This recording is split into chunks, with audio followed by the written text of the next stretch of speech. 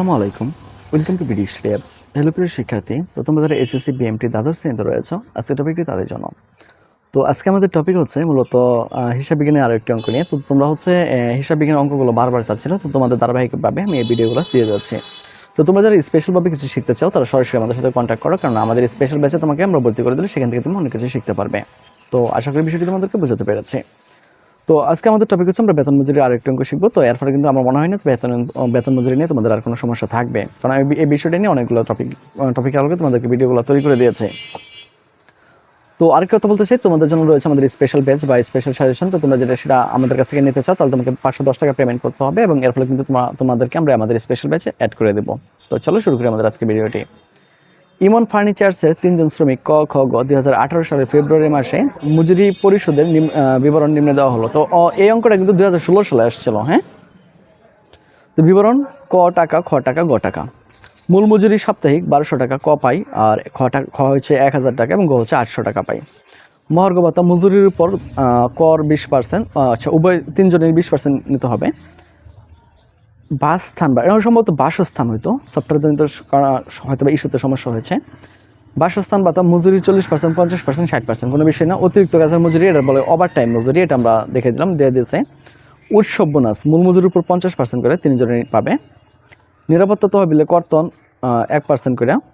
শ্রমিক তহবিলে কর্তন 1.5%, 1%, 1% করে। প্রভিডেন্ট ফান্ডে তহবিলে কর্তন 10% করে সকলেরই।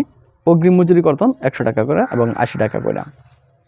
তো এটা খুবই সহজ। এটা এরকম একটা অঙ্ক আমি তোমাদেরকে সম্ভবত করাইছিলাম, ঠিক আছে? মানে এর ইতিপূর্বে যে আমরা অঙ্কটা করছিলাম সম্ভবত এটা এই টপিকের আলোকে ছিল। খেয়াল করো, প্রথমে আমরা প্রতিষ্ঠানের নাম। তো এখানে দেখো তারা কিন্তু কোনো প্রতিষ্ঠানের নাম দেয় নাই। ও দিছে ইমন ফার্নিচার্স। হ্যাঁ, তো আমরা এখানে বসাবো কি ইমন ফার্নিচার্স, পরে বিভাগ।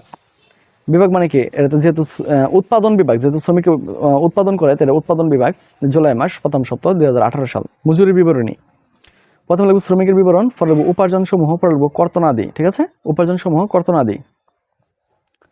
তো খেয়াল করো কমিক নং আমরা লিখবো 1, 2, 3, যেহেতু 3 জন শ্রমিক আছে। পরে শ্রমিকের নাম লিখে দেবো ক, খ, গ। পদবি, এদের কোনো পদবি নাই, আর সকলেই কি কর্মী। তো তুমি এখানে পদবি জায়গায় কর্মী দিয়ে দিতে পারো, কোনো প্রবলেম নাই। মূল মজুরি, এ দেখো কর, এই যে দেখে দেওয়া দিয়েছিল। হ্যাঁ, কর দেওয়া দিচ্ছে কত, 1200, খর 1000, গড় 800। তাহলে স্যার এটা যে এইভাবে দিল, তো এখানে 4800 টাকা কিভাবে আইলো এটা আমরা বুঝতে পারতেছি না, এগুলো একটু বুঝতে হবে, ঠিক না? এখানে 4800 টাকা কিভাবে আসলো এটা তোমরা অনেকে বুঝতেছো না, আমি একটু বুঝিয়ে দিচ্ছি এটা। আচ্ছা, তাহলে মূল মজুরি 4800। হ্যাঁ, কিভাবে হইলো? কারণ কয় সপ্তাহে মাস হয় বলো? 4 সপ্তাহে, রাইট, এই তো বুঝে গেছো। তো এক সপ্তাহে যদি পাই 1200 টাকা, তো মাসে এই যে বলছে ফেব্রুয়ারি মাসের মজুরি প্রস্তুত করো। এক মাসের কয় সপ্তাহে? 4 সপ্তাহে। তো এক সপ্তাহে যদি 1200 টাকা হয়, 4 সপ্তাহে কত হবে বলো?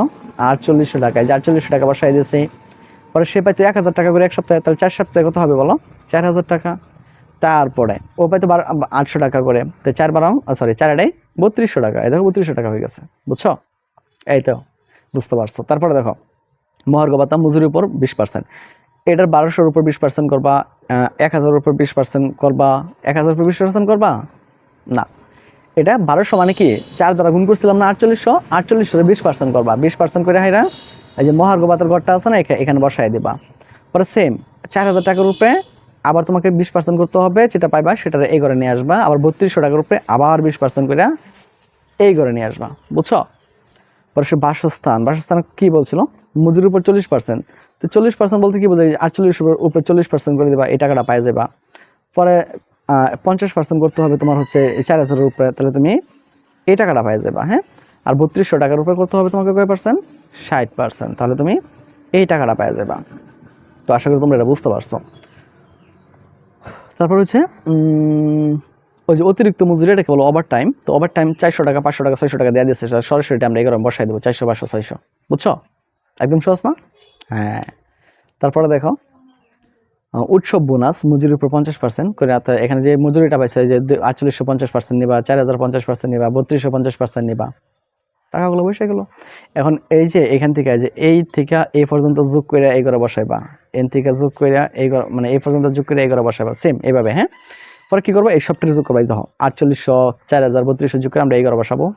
ওই সফটওয়্যার যোগ করে আমরা এই করে বসাবো, সফটওয়্যার যোগ করে এই করে, সফটওয়্যার যোগ করে এই করে, মোট মজুরি পর্যন্ত কি আমরা এই করে বসায় দেবো। অনেক সহজ না? এরপর আমরা যেটা করবো কর্তনাদি। কর্তনাদি বলতে যেটা যে কর্তনগুলো আছে আমরা কর্তনগুলো আলাদা করে দেবো। যেমন ধরো নিরাপত্তা বিমা, তো নিরাপত্তা বিমাতে কি ছিল 1% কাটতে হবে। ওই তুমি 4800 টাকা পাইছিল না, 48%, 48-এর 1% করবা, তারপর হইতেছে 4000 1% করবা, 32-এর 1% করবা, বসাই দিবা। 48-এর 1% কত করলে কত হবে বলো? 48 টাকা হবে। জাস্ট বসাই দিলাম, পর যোগ করে দেবো এই করে। শ্রমিক কল্যাণ, দেখি একটু শ্রমিক কল্যাণ তো হলে যে 1%, 1.5%, 1%, 1% এগুলো ওদের যে মূল বেতনটা আছে যে 4800, 4000, 3200 এর উপর কাটতে দেওয়া, তুমি এই করে বসাই দেবা। হ্যাঁ, প্রভিডেন্ট ফান্ড, প্রভিডেন্ট ফান্ডে 10%, 10%, ওই যে 4800 10% করবা, 4000 10, 3200 10% করে দেবা, এগুলো বসাই দেবা।